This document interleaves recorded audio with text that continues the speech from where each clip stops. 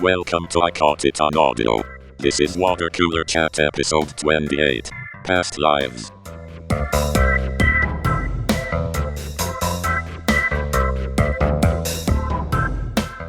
Welcome to I Caught It on Audio. We're going to gather around the water cooler today and have a chat about the movie Past Lives. We decided to take a look at movies that we think might get nominated for Best Picture at the upcoming Academy Awards. And this one has got a little bit of buzz around it. So, Zach, why don't you start us off? Tell us what you think of the movie Past Lives. Well, I thought it was a very well-crafted, very interesting, story-driven kind of relationship movie.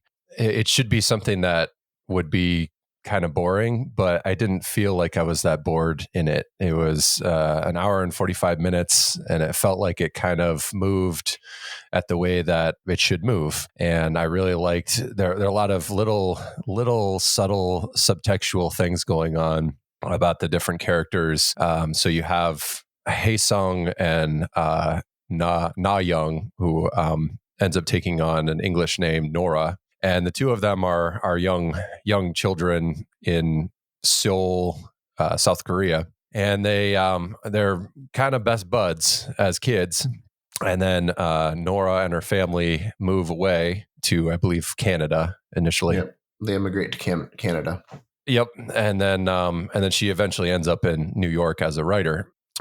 So they kind of drift off, and don't really hear from each other. 12 years go by, and then both of them just kind of naturally start seeking out each other and find out that they're also, each one of them are looking for the other. And then they kind of rekindle over the internet, and then and then another 12 years passes, and they eventually are able to meet up in New York when Hae-sung comes to visit her. So that's the plot in a nutshell. And yeah, I really enjoyed this one. I think it's mainly because I didn't really know what to expect. I was going into it completely blind. I had no idea, other than it was kind of a relationship movie, which could go either way. Like sometimes you've got a good relationship movie, which I think this one is, and then other times you've got sort of like rom-com territory, which it's just, pressing all the buttons for all the wrong reasons. I think my favorite character was Arthur, the eventual husband of Nora, because I think he's got the most interesting story arc going on, and it's very, very behind the scenes. Like he doesn't have a lot of screen time, but I really like how he's got this sort of love for Nora, and yet he's just got to be this third wheel and kind of just deal with this thing that she's going through, where she's kind of finding this childhood friend, and what that means, the different feelings that evokes. Well, I feel like I've talked enough. So, Matt, what do you think about this one? Well, I'm going to start with saying I'm glad I bought it, because it was $3 more than renting it. Yeah. So it was for me, at least. I also bought it. It was $7 to rent in Ultra HD or $10 to buy. Is that what you got too? It was $5.99 to rent and $8.99 to buy. So nice. Yeah, I did not care for it. I thought it was really, really slow. I didn't care for the whole love triangle thing that happens towards the end. The emotions are really muted in it, like Astro City, but I didn't get any aliens, so that's a knock against it. No boobs, no explosions, and no aliens. That's bullshit. Aliens. Yeah, that's true. No, it was an interesting story overall, but I felt like it could have been done in a half hour. And there were lots of times they were just showing shots of New York or Seoul, and I was like, man, it's like they had a big clump of stock footage they had to work through and force it into the movie, because it just kind of didn't add anything for me. But anyway, I thought it was boring. Dan, what'd you think? Well, I couldn't disagree with you more, Matt. Honestly, it's the kind of movie that I like, because it's not a people get what they want movie necessarily. It's a sort of there is no right answer. Like I found I don't know. Like I found, yes, it's quiet. Yes, it's you could say it's slow, but it didn't feel slow to me. It just felt like the right tone and pace. Like it was unhurried, but it wasn't too slow or didn't take too long. That's subjective, obviously. People like what they like as far as that stuff, but really worked for me on that in that regard. I just found it really, like, you're right. Not a ton happens. Zach, you mentioned that too. Feels like it should be boring, but I was not bored. I was actually like at the edge of my seat when he actually shows up. I was like, what in the hell is going to happen now? You know, because Right. you don't really know what's going to happen. And there's so much tension, and even like the sort of every interaction between, you know, the three main characters for that last third of the movie. I thought it was interesting how it explored the sort of divergence. You know, something happens in life and you gain something. I think the mother of Nora even says, you give up something, but you gain something also. Mm-hmm. So what Nora gained was her life in New York with her husband, which is good, maybe not mind blowing, or it's no Pulitzer Prize or, you know, Tony or Nobel Prize, but it's a good solid life. But they're also in their like mid-30s, I believe. And I think maybe there's a little hint of what could have been or wanderlust. I also found it interesting how there was a real contrast between the two male protagonists.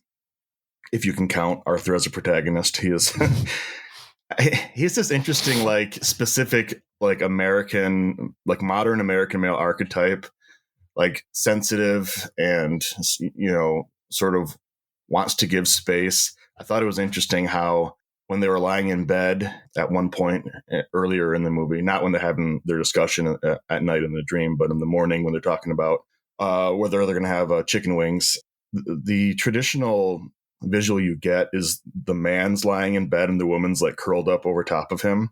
But I thought it was deliberate that they inverted that, where he is not the one who has this traditional power in the relationship, Right.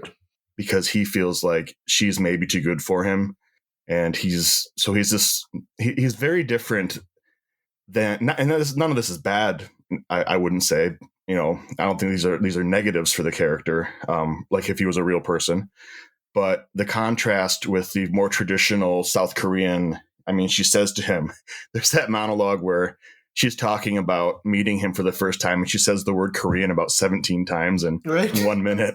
And he's just like, okay. but she describes him as just very masculine in a Korean way, sort of a little more traditional. And to her, it feels particularly traditional, I would imagine, because it's, you know, what she kind of grew up with till she was 12.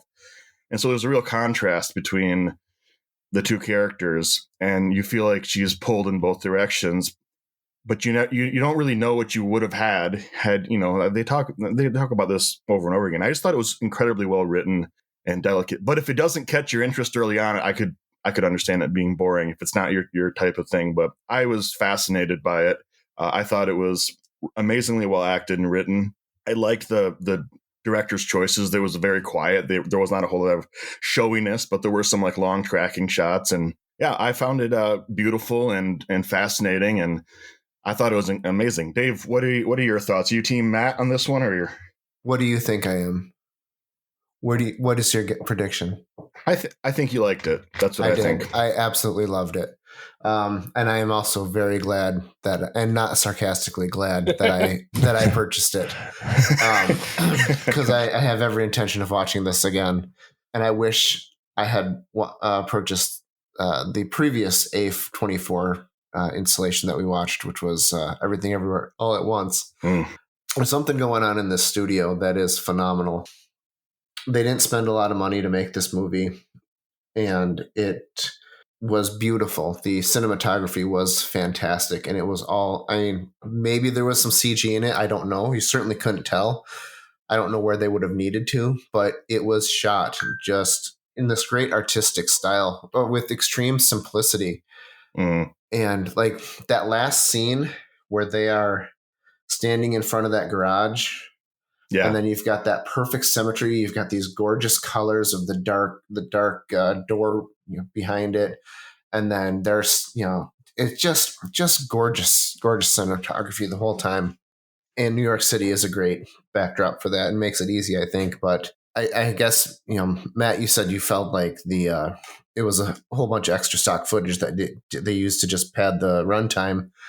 But I think, and maybe that's a bit of a trope, but I think the New York City gets to be a character in a lot of movies. And we've got a little bit of that going on here too, where it's the character, the man from Korea is coming and meeting New York City as part of the story. So he's in this strange world, and you get to see him experience that for the first time. So I think that was really neat. And then, man, like you, Zach, I definitely identified the most with Arthur, and he's the only white male protagonist in it's going to be a little racist, Dave. If I were to say I identified with the Korean woman, that might be a little bit of a stretch, but yeah, I feel I can definitely identify with his character a lot because I don't know, he's trying to do the right thing, right? Yeah, he wants to do the right thing. He wants to be give his wife the opportunity to get back together with this childhood friend. He wants to be trusting and caring and loving and supportive. And I totally can empathize with that. Not that I have to worry about a man from Korea coming and taking my wife, but I hope. You never know what the future holds. I suppose he probably didn't think he had to worry about that either. That's right. Until it was upon him. But and then, man, that last scene where they're at that point. What's it called? The moment of fate, or In Yun. If I'm saying that wrong, I'm sorry, but where they have that last meeting, and they're talking about when they're going to meet again in their next life or whatever. Yeah, it's such a powerful moment. Yeah, what I felt in that moment was you can see them as they're waiting for the Uber, and they slowly start facing each other, and you're like. I mean, if you give a shit about the characters at this point, maybe Matt didn't care, but you're thinking, they're subtly moving towards each other, and they're not saying anything, and you're thinking, are they gonna kiss? Are they gonna are they gonna hop in the Uber together? You're not sure what exactly is gonna happen. There's a lot of tension, and then I think he gives her an out at the end when the Uber shows up, and he's like, hey, maybe this is just we're on our way to the life that we're together. And this is this will be our past life in the future. So he gives her a sort of, it's maybe not over if you want to trick yourself into thinking that that's a nice out for you. So you can go back to your happy, solid life and not throw it all away. And I thought that was I didn't know how they were going to end the movie, but I thought they ended it very it made sense, but it was also really difficult for her. Yeah, and I can understand. I can empathize as a truly woke white man with a Korean woman, a Korean Canadian American woman, because that feeling of when I made that decision, what did I miss out on? And here it is in front of me at a crucial time in my life when I feel like I've sort of settled into a comfortable adult existence. And do I pull the trigger? I thought it was really, really well done. I don't think it's the movie for everybody. Matt is a good example of people that might be bored by it, but if it works for you, I think it's really, really well done. Well, yeah. I never felt that tension. I never felt like she was going to leave her husband. I always felt like this is like the Korean guy's name. What's it again? Hae-sung. Hae-sung. I always thought this was kind of like his journey of moving on, but I've never, for once, thought she would leave her husband. Yeah, I felt that pretty early on. It felt, I don't know. There were no surprises for me, I guess. I agree with you, Matt. I didn't ever feel like her relationship with Arthur was in peril, but I do feel there was a genuine concern for what she had missed out on, or what she had lost. But you can't have both things. That's the the thing of the movie. That's where the conflict is you can't have the two things. And I found it very intriguing. And then the the fact that at the very end she goes back to Arthur and just breaks down crying, Right. and then he's got to be there and be the supportive partner, even though it's something he can't understand, and it's something that isn't good for him necessarily. Like, it's his wife crying because she missed out on a whole other life that he's not a part of, but he's still there being supportive of her. Yeah. I thought that was a fantastic ending. Yeah. And I would say, whether or not people think that she's going to leave her husband for the other person, I think the husband, Arthur, clearly demonstrates that he's worried that she's going to leave, but he doesn't feel like it would be worse if he tries to say, no, you can't see him, or, tries to control her sorting through her feelings on it. Yeah, I really like how the characters did the things that, rational, normal people would do instead of just shoehorning in their reactions and things just because of the, moving the plot in a certain way. Like when Hae-sung and Nora are having their Skype sessions, and she, asks to cut it off, and you can tell Hae-sung is very, very upset by this. And he does show, a little bit of emotion there of his frustration, but he also relents and just kind of gives up and is like, okay, yeah, we'll do this. We'll do this. And that's what, like, normal people, you got people that go off the handle and just blow up at a person, but these guys are smart characters, all of them. And they understand that if they go down that path, they jeopardize future situations. Right. Yeah. There's a cost to any decision. The last scene I wanted to mention that struck me as being very well written and acted was the scene in the middle of the night with Arthur and Nora. I thought it was interesting how, because they're both writers, they get to it makes sense for them to talk about the story in a sort of meta way. How I can't compete with this guy. This is like a fairy tale, Right.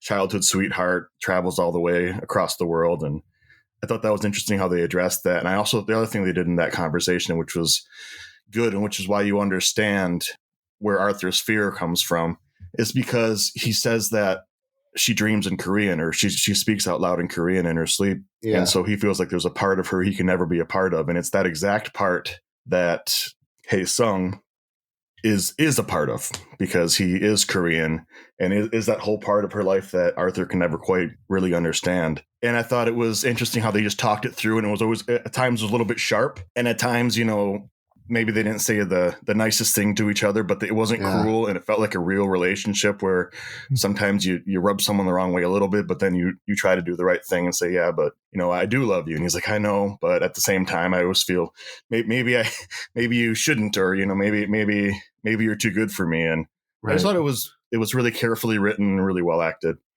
Yeah, it was really good. Matt, and what about that opening scene where they're at the bar, which is what comes up later on.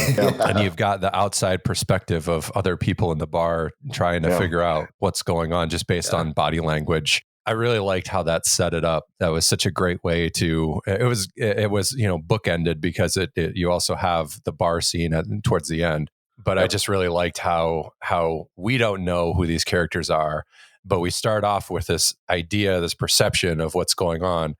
And it's not that far away. Like their body language in that scene, Nora and Hae-sung have this intrinsic childhood connection, and they're in a lot of ways they're kind of ignoring Arthur throughout that scene. So I really liked how that set it up in such a just kind of really basic way of this is your opening to these characters, and now we're going to actually get to know them and find out what's going on with them throughout the course of the movie.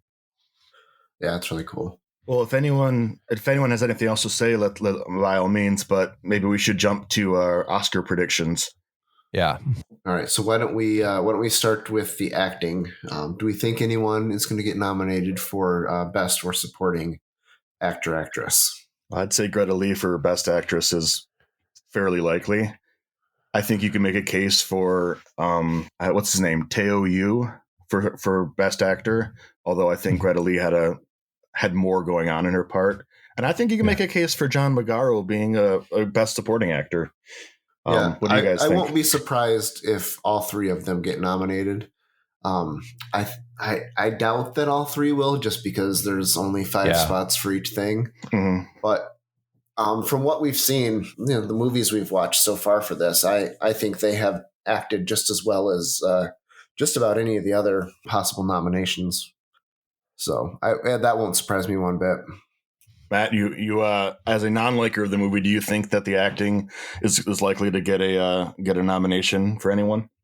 I don't know if it'd get a nomination, but I thought the acting was good. I enjoyed all three of those actors in it. Yeah. You just want the 35 minute version of the same story? Yeah, just cut it down. Yeah. All right. What do we think of like costume design and makeup and hair and production and all that stuff? There's nothing that really jumps out about any of that. It all seemed well done, but it's not flashy. So it was all fine. Yeah. I think flashiness tends to get the awards in this situation. I agree. What about cinematography? I think it should.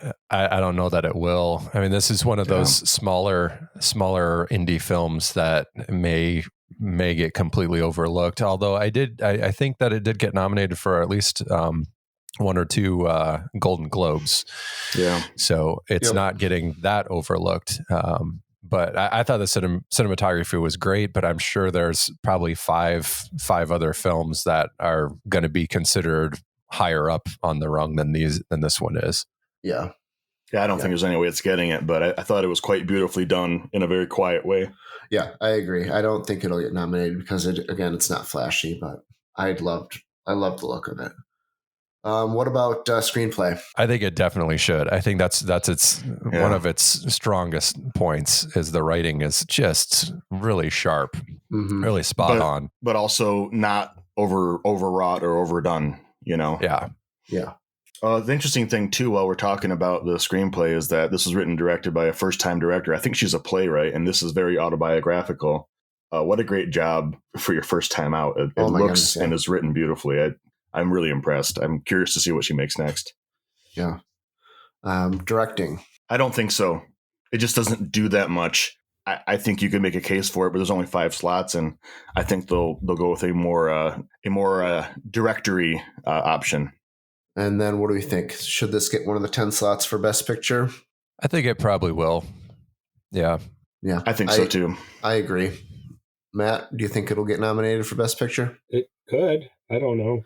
That's like this garbage, I guess. Whatever. It just wasn't for me. Yeah, that's a totally fair reading. If it doesn't work for you, it doesn't work for you. I don't know if me of 20 years ago would have loved it when I felt like I had more time, but it just felt really, really slow. And the whole time I'm like, I've got to paint Gretchen's office. I got to do this. I got to do that. And these people won't shut up. Sounds like you were in the perfect mindset to watch a quiet movie.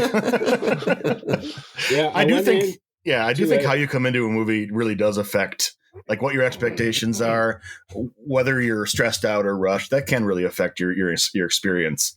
I just by the end when she breaks down, I'm just like, why? You got everything you wanted. I don't know. Not everything she wanted. Yeah, she made the decision. She's the one who told him to shuffle off. She didn't want to talk to him anymore. Well, that's the thing. And she can't have both. She's like, oh, well, I just moved to this new place. I'm going to hit on this white dude who shows up. Like a slut. I just, she made the choice. Yeah, no, it's her world she's got to live in now. I think that's what it's examining. Like even Arthur says at one point, kind of cruelly, what if someone else had shown up instead of me? You'd probably just be lying in the bed with him, I didn't take that as cruelly. I took it as more of an observation. Like the only reason I'm in this bed with you now is because I just happened to be there at that moment when you were there. It's a form of destiny, I guess I took that a little differently. I think it might be beyond me if my partner said that to me, to be like, oh, so I don't really love you, or there's nothing about you specifically that I like, That's not. That's where the cruelty comes in. It's about, I think it's a feeling that makes sense, but it's about just there's so many people in the world. you're never going to meet all of them. You're going to meet someone you make a go with. Yep. But yeah. So Matt and I agree fully on this movie. Yep. It's both the best and worst movie ever. I did want to make a special call out to the music. I thought the music was amazing. I actually listened to it long before the movie even came out, or whenever the soundtrack album hit streaming, I was listening to it because it's the two of the guys Grizzly from Bear the dudes, Grizzly Bear, Christopher Bear and Daniel Rawson. It was initially when I was watching the movie, I was like, well, where's the music? Because it takes a while to really actually start showing up. But I like that subtlety where it's not just music all the time for the entire runtime. It's very specifically targeted, and the kinds of things that those two guys were doing with the instruments really fit with the overall tone and thematic elements, I thought, really well. So I hope that one gets nominated for music, but it probably won't. So yeah, again, it's very quiet. I do think that you mentioned that at times there wasn't music and at times there was, but it was sort of subtly woven in. But I thought one really effective thing was when they were facing each other, waiting for the Uber, when it cuts back to the last time they saw each other when they were 12. Just for a second in absolute silence, and then kicks back just to remind you where their heads are, And I thought, and also gave them a second chance to have a real goodbye, not a like a slightly pissy 12-year-old not getting what he wants, so he just says bye and walks away, So I thought that was really nicely done. Oh, it was more than him just not getting what he wants. She didn't even really tell him she was leaving. Oh, sure. Yeah. I mean, she definitely handled it poorly too, like a 12-year-old He was probably hurt would. by her not telling him she was leaving. Yeah, no, absolutely. Of course he was. That's because they're 12 and they don't know how to do things at all. Yep. Hopefully by 36, even at 24, they didn't handle it the best way possible. And by 36, they handled it a little bit better, if not perfectly. But I think they had a solid, and even when he's driving away back to the airport in the cab, for the first time, he doesn't look completely morose when he's looking out the window. I think that he got something out of some kind of closure out of the encounter. Yeah, I think he did. I think that's going to wrap up our discussion on Past Lives. Why don't you tell us what you think of it in the comments section? Like and subscribe if you do that kind of thing. And if you want more content like this, you can find everything we've done at 64tacos.com. And if you really liked it, go to buymeacoffee.com/64tacos and you can buy us a taco. Thanks for listening.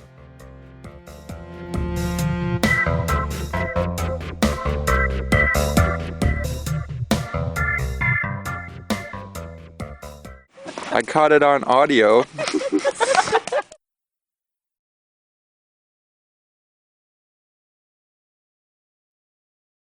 And if you really liked it, go to buymeacoffee.com/6.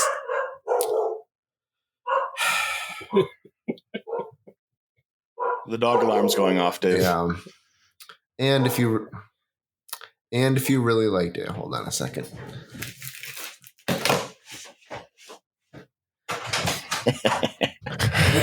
Is he going to go kill those dogs? I just need to murder these animals real quick. It's muzzle time. Little duct tape, maybe a brick and some string. He's going to cut this out, right? No, this stays in. And if you like animal cruelty, Where was I? Those dogs are not going to say another thing, are they? No, they're done. All right.